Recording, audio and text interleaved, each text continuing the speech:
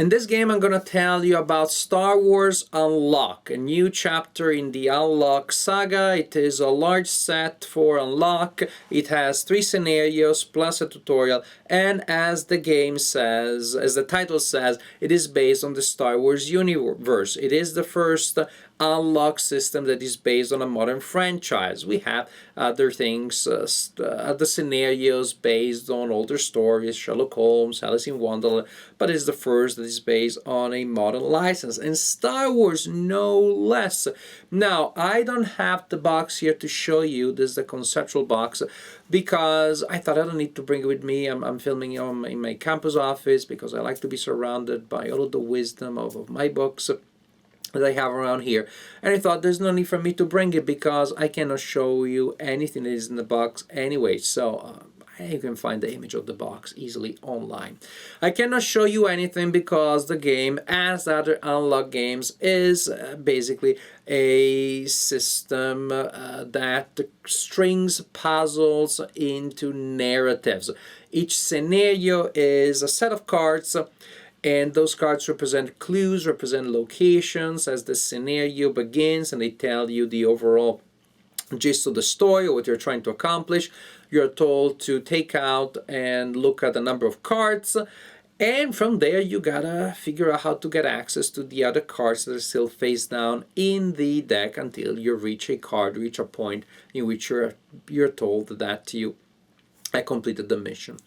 You do so, well, sometimes the number that identifies a new card to progress in the story is simply printed on a card that you already have. It's just maybe hidden in different ways, and of course, again, I cannot give you spoilers, so I cannot tell you how that is achieved. Sometimes it is hinted at. Other times you're gonna use a free app that you're gonna download and put on your phone, and you use it by adding certain codes. You figure out some clues that will result into a code, and you put the code, and if the code is correct, then you're told, okay, get that other card. Other times you have mechanisms that sort of are reminiscent of old point-and-click adventures or electronic text adventures in which you need to figure out creative ways of combining things. I'm going to give you a fictional example, totally fictional, so I don't give you spoilers. Suppose that you have a card represents a slice of bread for toast, and another card represents a toaster oven, and you're told that your character is really hungry. So I put together those two cards, and how do I do so? Maybe the card with the bread for the toast says 5, the toaster oven says 20. By putting them together, I do 20 plus 5. That represents me trying to use the two items together. And if there is a card in the deck that says 25, because not all numbers are represented, and it's the right one, then I look at it and I can see that now my bread has turned into a delicious toast, and I'm told, oh, no character now had a snack and can continue. I know it doesn't seem all that hard as a puzzle to figure out, but you'll see later why I selected this particularly obvious example. So, that's the general idea. You have in Star Wars Unlock your 3 scenarios, so each is really only playable and enjoyable once, because once you know the puzzles, you know the puzzles. You can try to optimize things, but there isn't a lot of joy in that. These things that I said so far, they are in common with, of course, every other Unlock game. In this set specifically, you also have other things. You have some clue cards. Each scenario comes with a number of clue cards that, of course, make the investigation easier even. But do you need them? What if the investigation is already easy enough? Ooh, I'm anticipating something that I'm going to say later. You also have a solution book, a first solution book. I play most Unlock games, and I don't remember seeing something like this in any other book, in any other set.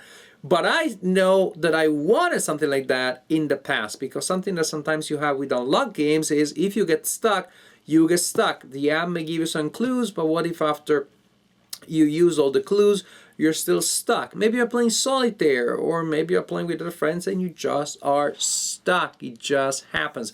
And so you don't have a full walkthrough.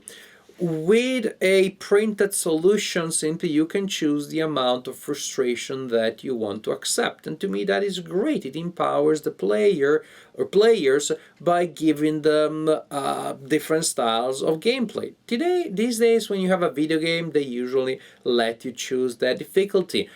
Unlock, I believe, is more fun if you can do the same. You start without any clues, and then you decide, I want a hint, I want 2 hints, I want every hint. Okay, I'm stuck, but then instead of them putting the scenario back in the box and never being able to play it again, I look at the solution book for that passage, and then I go back and I'm playing the game. So I'm very happy that this set has a solution book, and I hope that other Unlock games in the future will have the same thing. They'll have a full walkthrough, and you can use as much of it as you want, which can be done if that's what works for you. In this set specifically, I was super excited. We are in the world of Star Wars, which is a world, a story world that I like very much. Specific in these 3 scenarios, again, I'm going to tell you what you know at the beginning of each scenario, no other spoiler whatsoever. In one, you are a rebel and you are patrolling and trying to do different things on Hoth.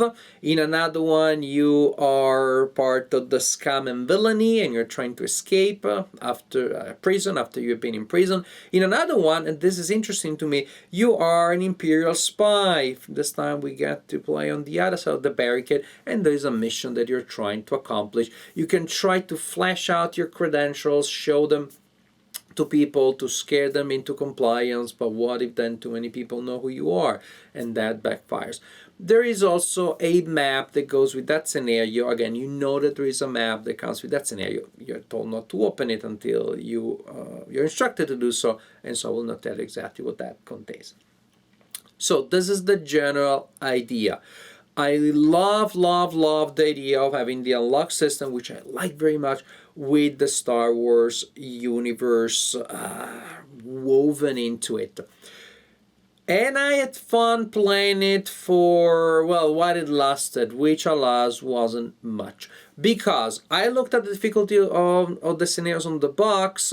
3 scenarios I expected easy, medium, hard. It turned out they are easy, medium, but really kind of easy also. I've seen that happen before when you have a solid game system with a universally known franchise. You put them together, and what happens is that the game is aimed at people that know the universally known game topic, but not necessarily the game system. So, because of course, how attractive the franchise is, they are clearly trying to sell it to a lot of people that love Star Wars and don't necessarily know anything about Unlock or about escape room games or about puzzles. And so they didn't want the casual Star Wars fan to be stumped. But there are the clue cards, and there is the solution book. I think they could have been a little more ambitious there. Some of these are really committed Star Wars fan. They know so much about the universe. They have some mental agility to be able to keep the timeline and all the characters and all the weirdness straight and to figure out how the Force works. Because that makes no sense. So maybe they could have been a little more ambitious and given us harder scenarios, especially if they're going to give us a solution book anyways. Then you can have it as hard as you want, because again, even just a family that's playing with kids, they can fall back to that tool and use the solution book for part of the scenario. So what is the problem here is that I play solitaire and I play all 3 scenarios in a single session, which is more or less how long it would have taken me usually to play a single scenario. Okay, it took me maybe how much it would take me to play a scenario and a half. But I went through 3 with very little difficulty. And the example of you have bread for toast and a toaster oven, and you're told that you're hungry. Oh my gosh, how can you solve the problem of being hungry? Again, you don't have the puzzle in the game, but you have puzzles just that obvious. You have just told you need to figure out how to solve that problem, and they're just the two components, the two parts of the solution staring at you in the face and possibly yelling. Not literally, but it feels that way. If you have played other Unlock games, you know that there are times where you have a lot of cards out, which is kind of the point. A lot of different options, how I could combine these things, I could be using these things in different ways. Here you rarely have, especially in the easy scenarios, a lot of cards out. Maybe you have 4 cards out and 2 are again the obvious tools.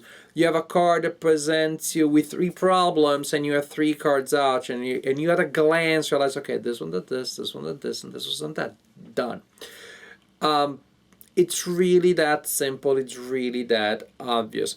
And that right there is a potentially fatal problem in the game for a lot of people. For other people, like, yes, finally, I don't understand these Unlock games. Yes, one that I can solve.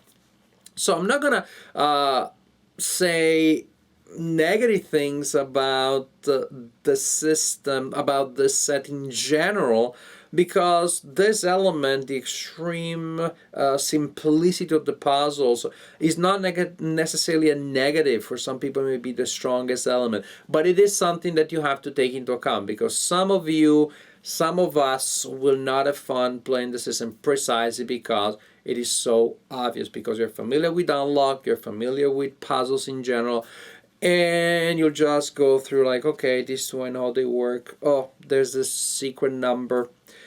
Honestly, sometimes I was just going through after a while I stopped putting down the deck that you used to get new cards, because if I put it down, I look at the cards, I take it out because I have the new cards, of course. The cards would just come out almost this quickly from the deck. Extremely simple. If you like the Star Wars universe and you want to try the Unlock system, marry with that franchise, and you don't mind going through the motions, then Star Wars Unlock may be for you. But if you like puzzles, if you like the good brain workout the previous Unlock games gave you, then this one's probably going to be way too easy for you. I would recommend it to really casual players, to families that are planning to play with children, not too old. These children better if they're a little on the young side, because some of those puzzles you would just roll your eyes and wonder if it really is a puzzle when you're hungry and you have to put a piece of toast in the oven. Again, metaphorically, that doesn't happen, but it almost happens, metaphorically speaking. So, Star Wars Unlock. It is faithful to the Unlock system. I think it's also thematic. It really has topics and stories and characters and settings that do give you a Star Wars feel, so I like that sense of immersion. It is very simple, which can be the best thing or the worst thing depending on where you're at, but definitely something that you must take into account when you decide whether or not Star Wars Unlock is right for you.